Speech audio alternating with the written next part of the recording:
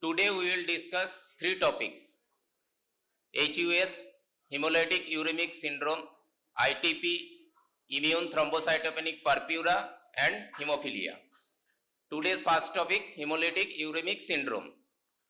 Hemolytic uremic syndrome is a triad of microangiopathic hemolytic anemia, thrombocytopenia, and acute kidney injury. Okay. What are the etiologies? Most common etiology is diarrhea or dysentery. Diarrhea associated hemolytic uremic syndrome caused by Shiga toxin producing E. coli.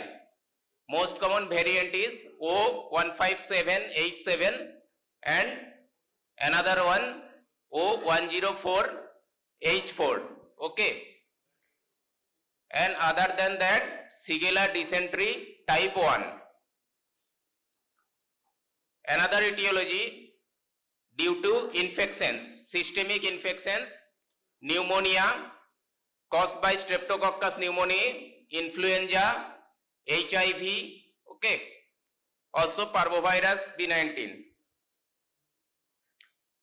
Atypical hemolytic uremic syndrome due to factor H deficiency, factor I deficiency, and C3 deficiency due to abnormality in complement regulation.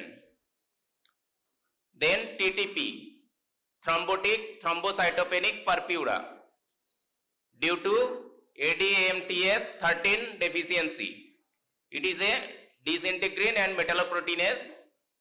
Okay. It causes cleavage of VWF multimer, von Willebrand factor multimers. Okay. And when ADAMTS 13 deficiency, then it causes platelet aggregation. So thrombocytopenia will be there. Drug induced cyclosporin and tacrolimus.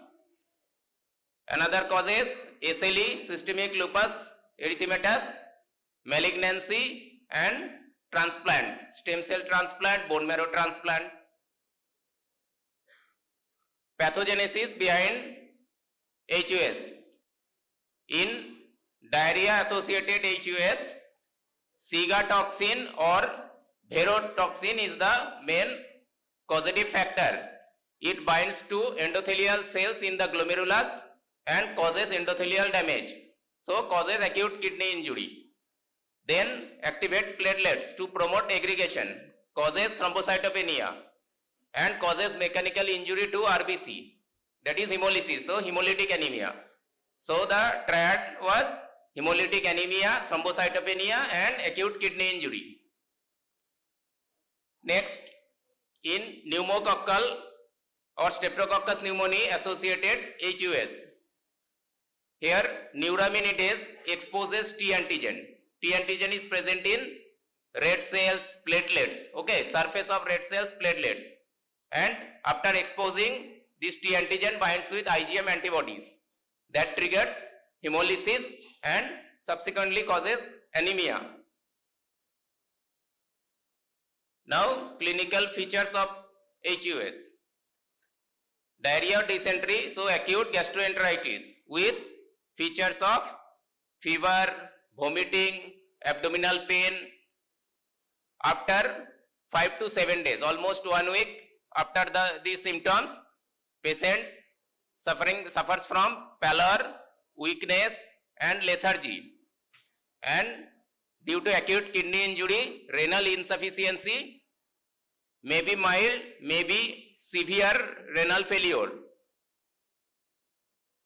And some complications are hypertension, may lead to heart failure, focal or generalized seizures, encephalopathy, CNS involvement. And in pneumonia associated HUS, patients are very sick because of pneumonia and subsequent empyema and bacteremia. How to diagnose a case of HUS? What are the relevant investigations? In CBC with peripheral blood smear, what will we get? Anemia with cystocytes and thrombocytopenia. And due to hemolysis, increased reticulocyte count, high LDH and reduced haptoglobin. Negative Coombs test except in pneumococcus or lupus associated HUS. There DCT will be positive. Urine, microscopic hematuria and variable proteinuria.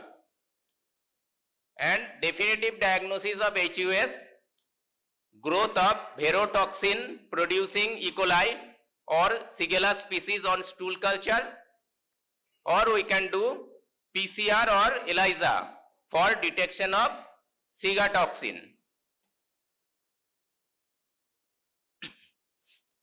Treatment of HUS, mainly supportive treatment.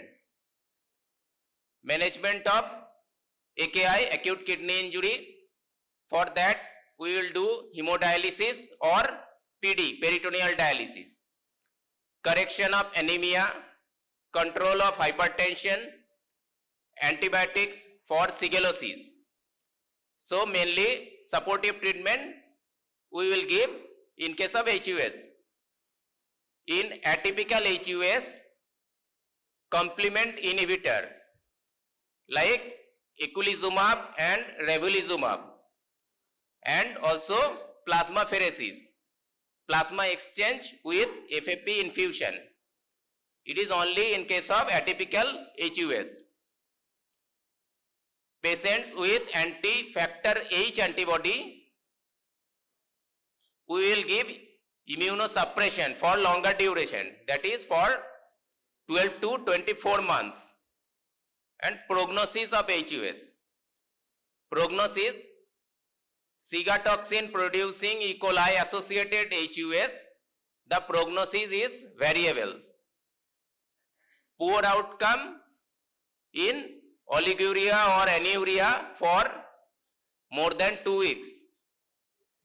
When there is severe neurological involvement, CNS involvement, and if there is presence of cortical necrosis. And atypical HUS, outcome is not satisfactory.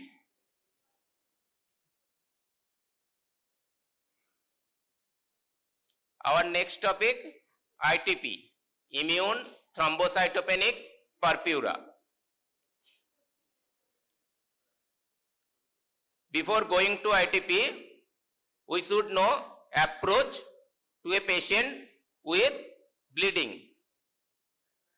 Now, if a child presents with bleeding, then after history and physical examination, what will we get? In CBC, either thrombocytopenia or platelet count may be normal.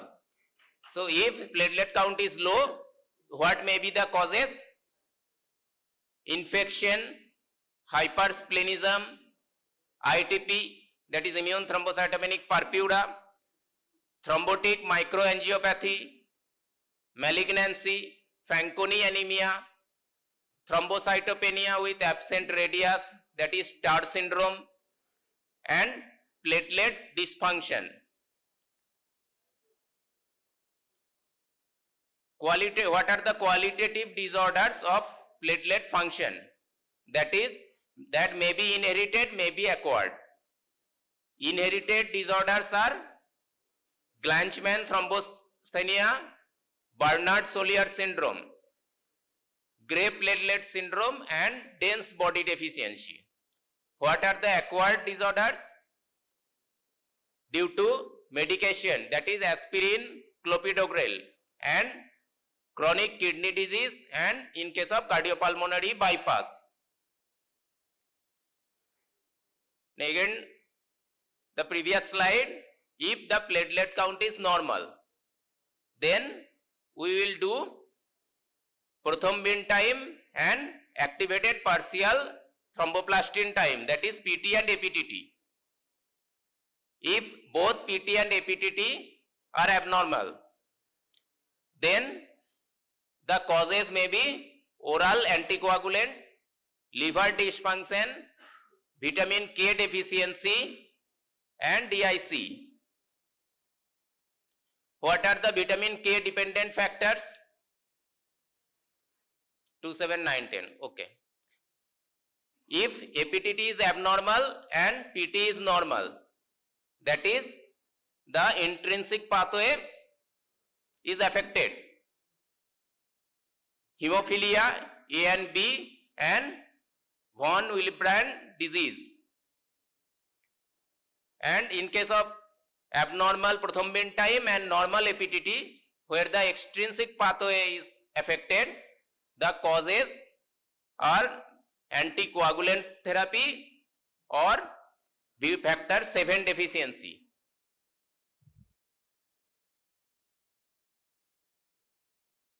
Now, what are the differences between bleeding disorder and coagulation disorder? In platelet disorder, site of bleeding, skin, mucous membranes, and in coagulation disorder, soft tissues, joints, muscles. In platelet disorder, petechiae will be present, and in coagulation disorder, petechiae will be absent. Ecchymosis, in case of platelet disorder, ecchymosis are small and superficial in location, and in coagulation disorder, large deep ecchymosis we will get. Hemarthrosis, muscle bleeding, is very rare in platelet disorder and very common in coagulation disorder. In platelet disorder, there are chances of bleeding after minor trauma, but not in coagulation disorder. And in platelet disorder, bleeding after surgery will be immediate and mild in intensity. In coagulation disorder, severe bleeding will be there, but it will be delayed after 1 to 2 days. Now, come to our next topic or second topic, ITP, immune thrombocytopenic purpura. Previously, it was known as idiopathic thrombocytopenic purpura. Now, it is known as immune thrombocytopenic purpura because the pathogenesis behind ITP has immune mechanism. Now, 3 types: acute, persistent, and chronic. Acute, when thrombocytopenia persisting for less than 3 months, and persistent, thrombocytopenia lasting for 3 to 12 months, and chronic ITP, that is thrombocytopenia lasting for more than 12 months. Pathogenesis behind ITP. Platelet have antibodies against the platelet glycoprotein 2B3A complex. Now, platelet with antibodies on their surface are trapped in the spleen and recognized by Fc receptor of macrophages, and subsequently platelets are destroyed. Most common viruses associated with ITP, EBV and HIV, Epstein-Barr virus and HIV, human immunodeficiency virus. Clinical features of ITP.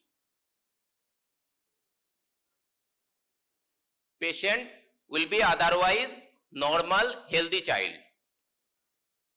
Presents with sudden onset of generalized petechiae and purpura.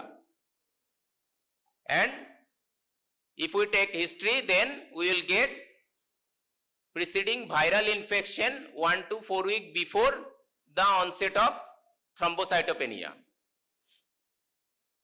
Now ITP may not have any symptom or may have mild, moderate or severe symptoms. In mild ITP, we will get bruising, petechiae and occasional minor epistaxis. In moderate ITP, we will get more severe oral and mucosal lesions and menorrhagia and epistaxis. And in severe ITP, we will get severe most bleeding in menorrhagia, epistaxis and melena. No. What are the lab investigations? We will do first CBC, complete blood count. And what will you get? Platelet count will be low. Hemoglobin will be mostly normal, but we get low hemoglobin if there is profuse bleeding in the form of epistaxis or menorrhagia or melena.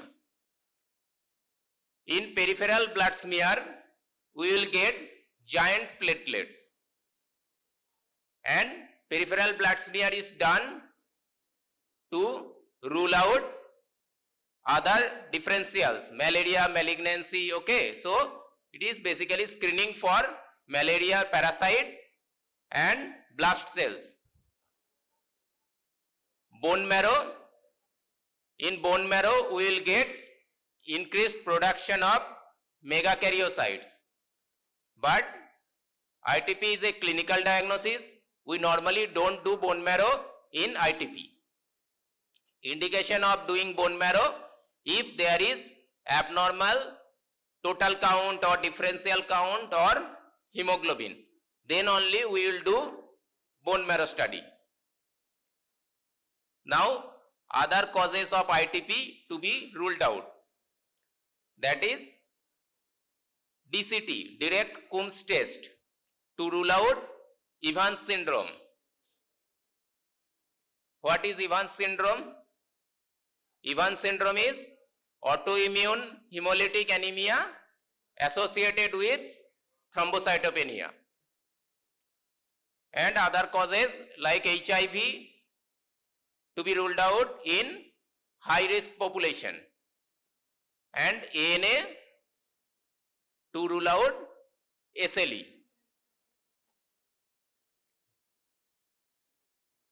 In the left side, you will see giant platelets in peripheral blood smear, and in the right side, there is increased number of megakaryocyte in bone marrow.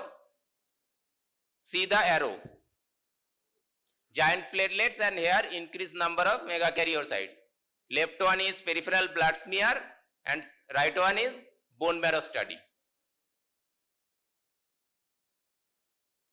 Differential diagnosis. I already said that ITP is a clinical diagnosis, so other differentials to be ruled out. They are malignancy. We will suspect if more than one cell lines are depressed. DIC, if there is associated infection. HUS, hemolytic uremic syndrome, if there is history of diarrhea or dysentery, okay. And Fanconi anemia, again more than one cell line will be suppressed. Heparin induced thrombocytopenia, if there is drug history of taking heparin. Evans syndrome, autoimmune hemolytic anemia associated with thrombocytopenia, okay. So autoimmune causes to be ruled out. Wiskott-Aldrich syndrome. Here we will get microplatelets, small platelets. In ITP we will get giant platelets. Here in Wiskott-Aldrich syndrome we will get small platelets. And HIV and SLE. Management. How to manage a case of ITP. Here platelet count is low. but platelet transfusion is contraindicated because of autoantibodies against platelets. So if you transfuse platelets, platelets will be again destroyed. No benefit we will get. Only indication is life-threatening bleeding in ITP with no symptoms or in mild ITP. Only wait and watch. And education and counseling of family and patients. We will only counsel the parents that it is benign in nature, no medication is needed. In patients with mucocutaneous bleeding, we will give IVIG 0.8 to 1 gram per kg for 1 to 2 days and steroid prednisolone 1 to 4 mg per kg per day.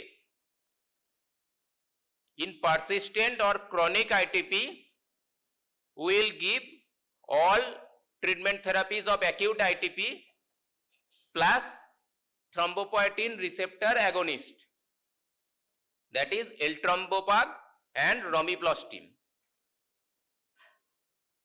And other managements are splenectomy, rituximab, cyclosporine.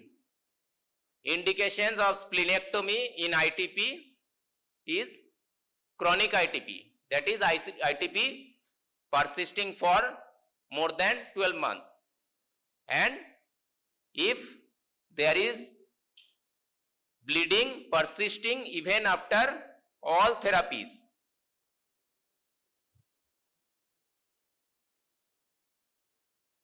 Our third topic, hemophilia.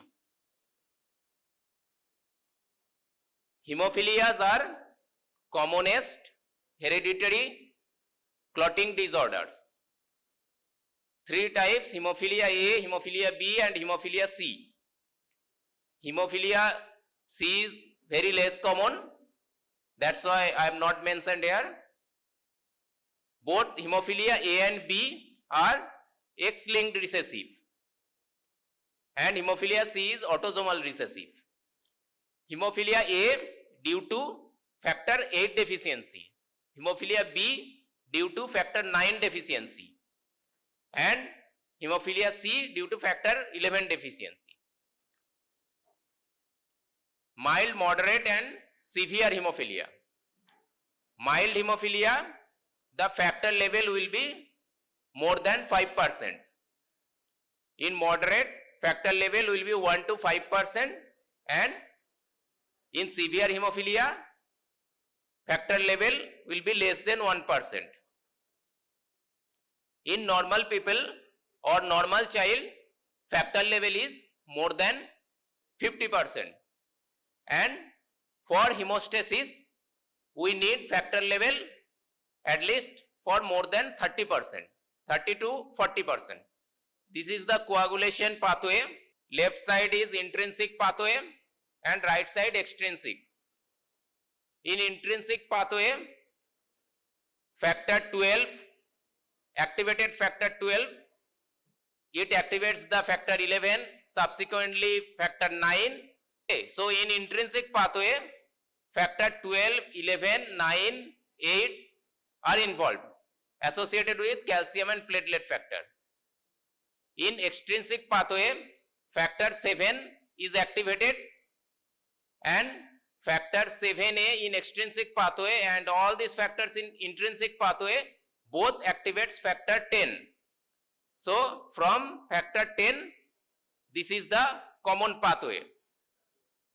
Activated factor 10 associated with activated factor 5, calcium and platelet factor, converts prothrombin to thrombin and thrombin converts fibrinogen to fibrin and fibrin with the help of activated factor 13, fibrin clot is formed.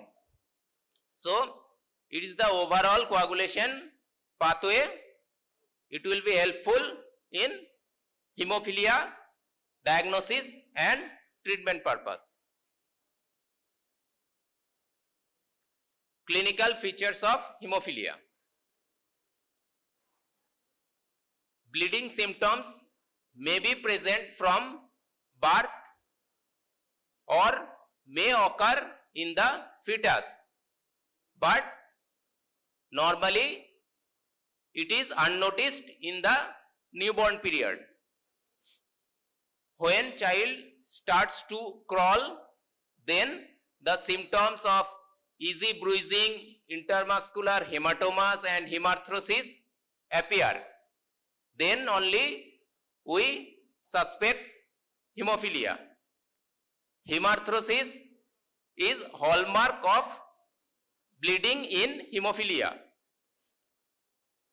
Joints most commonly involved are ankle, knees, elbow and wrist. In muscular hemorrhage, patient will complain of pain and swelling in that particular muscle.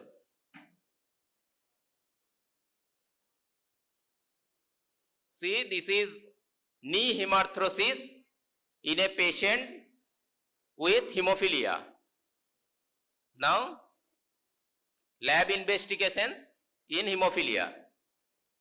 In hemophilia A, factor 8 level will be low. In hemophilia B, factor 9 will be low. APTT, activated partial thromboplastin time, will be prolonged because both factor 8 and factor 9 is part of intrinsic pathway. From intrinsic pathway, we measure APTT, and in extrinsic pathway, we measure PT or Prothrombin time. So, here factor 8 and factor 9 is affected, their level is low. So, intrinsic pathway is affected. So, APTT will be prolonged. But other Prothrombin time, bleeding time, thrombin time, all will be normal. And platelet count will also be normal. Complications. Complications in hemophilia are permanent disability due to recurrent joint and intramuscular bleeding and life-threatening bleeding if there is bleeding into CNS or upper airway. Iliopsoas muscle hemorrhage. This is very important. In iliopsoas muscle hemorrhage may lead to hypovolemic shock because in iliopsoas muscle large amount of blood gets trapped, and termed inhibitors here development of antibodies to clotting factor product. Okay, so antibody against clotting factor will be there.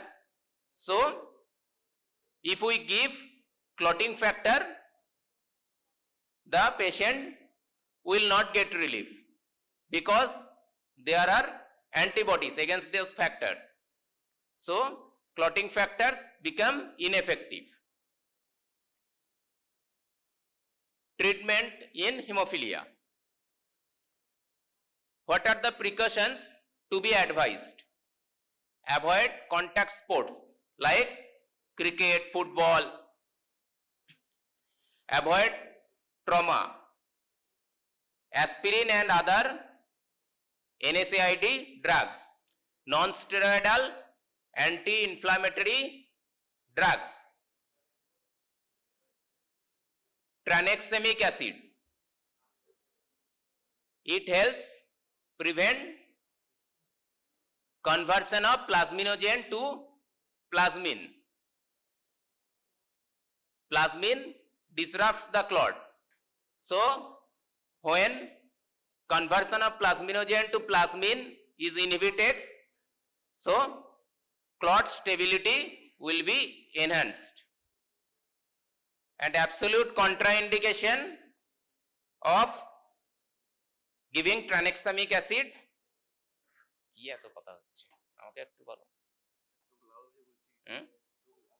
আচ্ছা, in presence of hematuria, why tranexamic acid is contraindicated?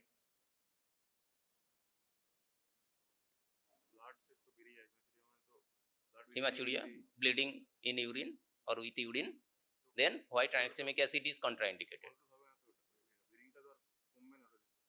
Tranexamic acid দিলে bleeding কমবে না, কেন কমবে না? Tranexamic অ্যাসিডের function কি? Bleeding কমানো, তাহলে কেন কমবে না? কেন? আমি সেটাই তো জিজ্ঞেস করছি, কেন ডিসকাস করছিলাম, আমার মনে হলো জানিস তোরা, বল। জানতেই পারি, না জানার কিছু নেই, বই সব লেখা আছে, ঘাই থেকে তোলা আছে। ইউরিনে ক্লট হবে, তারপরে কি হবে? ইউরেটার ব্লক হবে। Good. So in presence of hematuria, absolute contraindication of administering tranexamic acid, because the clot will block the ureter. Another antifibrinolytic agent is epsilon aminocaproic acid, but this is only effective in mild hemophilia. Both tranexamic acid and epsilon aminocaproic acid is helpful in mild hemophilia. Now, local pressure at the bleeding site in case of epistaxis or any overt wound. Desmopressin acetate, it is also helpful in only in mild hemophilia. It increases the plasma factor 8 levels by 3 to 5 fold. Dose 0.3 microgram per kilogram body weight in intravenous route. We can also give desmopressin acetate in intranasal form. Now for hemarthrosis, the management is RICE, mnemonic RICE, rest, ice application, frequent ice application every 3 to 4 hours. Then compression bandage and limb elevation. Aspiration of joint is strictly avoided because it will increase the risk of bleeding. Regular gentle physiotherapy is helpful. Vaccination against hepatitis B in case of recurrent bleeding, and patient if getting plasma derived product, then we will regularly screen the patients for hepatitis B, C, HIV and LFT, liver function test, and genetic counseling is required because prenatal diagnosis is possible as it is genetic disease, it is X-linked recessive. So families should be informed of the availability of prenatal diagnosis. Now specific treatment mainly for severe and moderate hemophilia. Cryoprecipitate. Cryoprecipitate contains factor 8, von Willebrand factor, fibrinogen, FFP, fresh frozen plasma, contains all the factors. We can give cryoprecipitate and FFP, but nowadays both are not used, only except in emergency conditions where concentrated factor 8 is not available. If available, we will only give the concentrated factor 8. Each unit increases factor level by 2%. So, in hemarthrosis, we want to achieve the target of 40% factor level. So, how much we have to give factor 8? 20, the half, 20 unit per kg every 12 to 24 hours for 1 to 2 days. And in intracranial hemorrhage, we want to achieve target of almost 100% factor concentration because of severe bleeding. Then we will give 50 unit per kg every 12 hours for 7 to 10 days. And how to calculate dose of factor 8? Desired rise in factor 8. How much we want to rise the level of factor 8? Multiplied by body weight in kilogram kg multiplied by 0.5.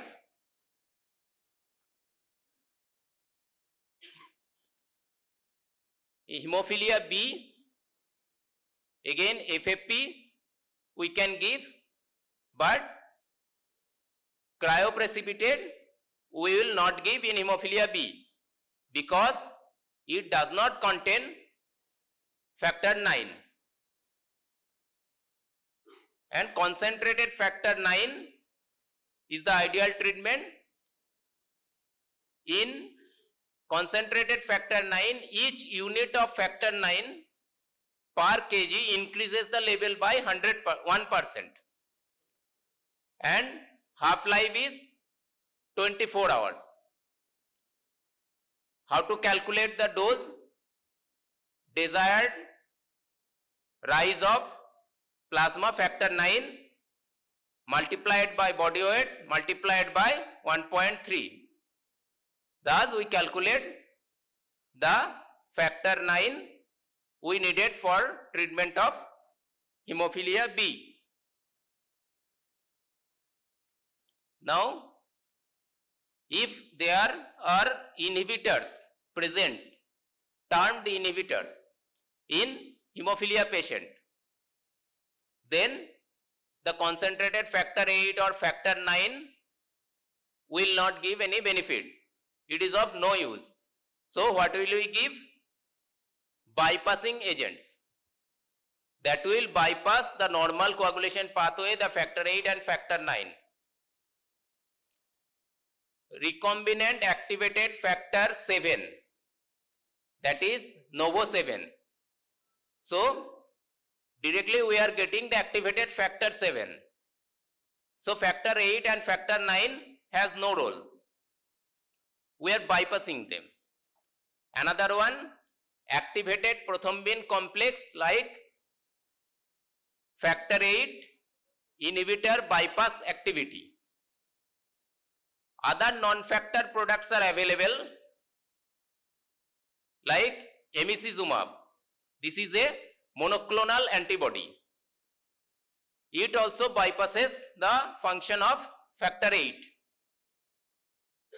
Given subcut every 1 to 4 weeks we will give. Other non-factor products are concizumab and fitusiran. Prophylaxis. Prophylactic therapy in children with hemophilia. It is given in children with severe hemophilia.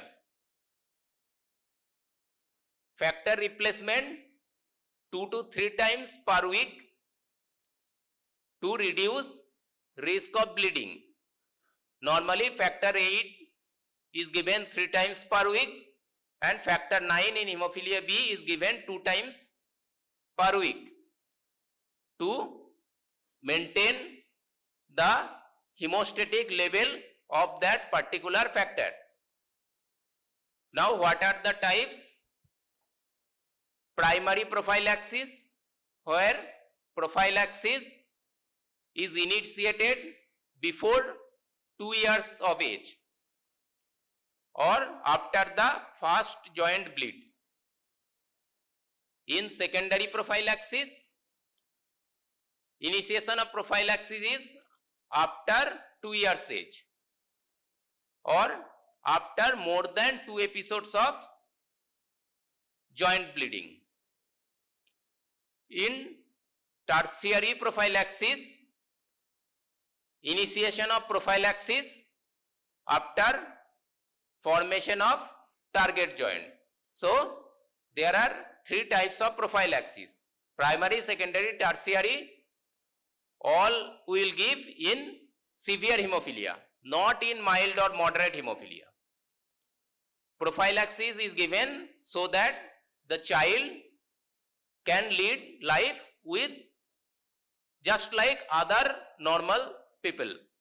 Okay, so this is a case scenario.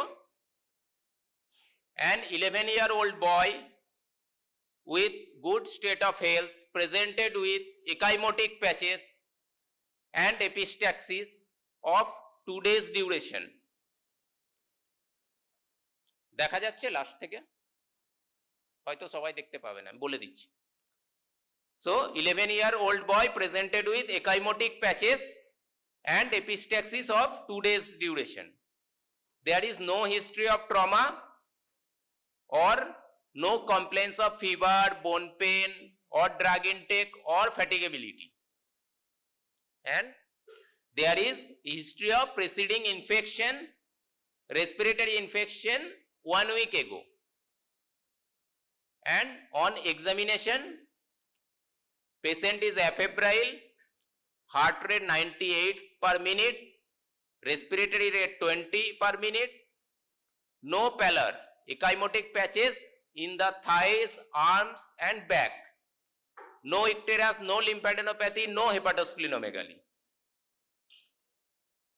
And investigation, in CBC, hemoglobin is 13.2, MCB 82 femtoliter, total count 6000 cells per cubic millimeter, differential polymorphs 56, lymphocyte 40, platelet count 9000, retic count 1.5%. And in peripheral smear, normocytic, normochromic RBC, WBCs are also normal in number and morphology, no atypical cells and reduced platelets. So from history, examination and investigation, what can be the diagnosis?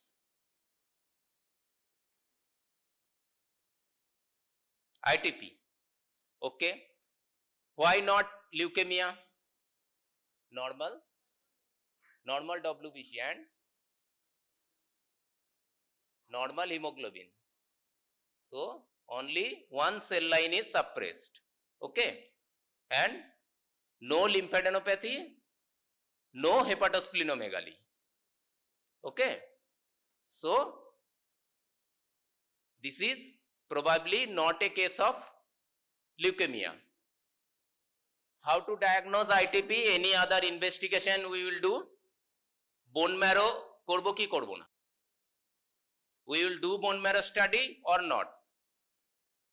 What are the indications of doing bone marrow study in ITP? I have already said. If there is abnormal total count or differential count or hemoglobin. But here hemoglobin, total count, differential count all are normal. So bone marrow study is not needed. Okay. ITP is a clinical diagnosis. So this is isolated thrombocytopenia, only platelet count is low, 9000 per cubic millimeter. Isolated thrombocytopenia with normal RBC, normal WBC, with normal indices, rules out bone marrow pathology. So bone marrow study is not required. So the diagnosis, confirmed diagnosis is ITP, immune thrombocytopenic purpura. Again another case scenario. 2-year-old boy presented with recurrent skin bruises, gum bleeds and swollen joints since 9 months of age. No fever or no constitutional symptoms. Fever, weight loss. Okay. and no significant family history. Then in examination, patient is afebrile, heart rate 98 beats per minute, respiratory rate 20 beats per minute, ecchymotic patches in thighs, arms and back, ankle and knee joint swollen with mild tenderness and warmth with restriction of movement. So, joints are ankle and knee joints, there is swelling, there is tenderness, there is warmth, there is restriction of movements. And in investigation, hemoglobin 13.2, MCV 72 femtoliter, total count 6000, just like the previous case scenario. Differential, polymorphs 56, lymphocyte 40, platelet count is different here, platelet count is 3 lakhs per cubic millimeter. Prothrombin time 13.2 second and control is also given, control 12.5 second. INR 1. Partial thromboplastin time 65 seconds where control is 28 seconds. So, what is your provisional diagnosis from history, examination and investigation? अरे क्यों तो बोल, Hemophilia A, okay. Why not hemophilia B?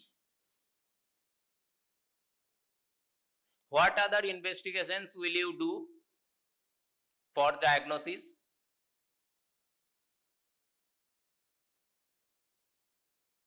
Do you want to test any other thing?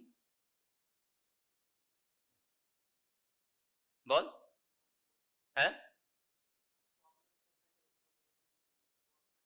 APTT লেখা আছে, APTT 65 seconds, ঠিক আছে, APTT 65 seconds, control 28 seconds,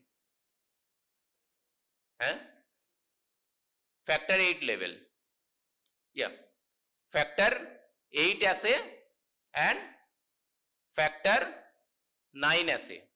First we will do factor 8 assay, and before doing factor 8 or factor 9 assay, we will do mixing studies. That means we will mix this plasma with normal serum plasma, normal human plasma, okay. So, what is the benefit of doing mixing studies? If APTT gets corrected, that means the factors are deficient. But if APTT is not getting corrected, that means there are termed inhibitors against clotting factors. So, there are inhibitors against clotting factors. So, if we add normal human plasma, that will not correct the APTT level. So, first we will do mixing studies with normal plasma, then we will do factor 8 assay. First factor 8 assay because hemophilia A is more common. If factor 8 level is normal, here factor 8 assay 75%. That is absolutely normal. In normal child or normal people, factor 8 level is more than 50%. So here it is 75%. So it is normal. And then we will do factor 9 assay. Factor 9 assay is only 0.8%. That means there is factor 9 deficiency. Our diagnosis is severe hemophilia B. Severe because the factor 9 level is less than 1%. Okay, so severe hemophilia B.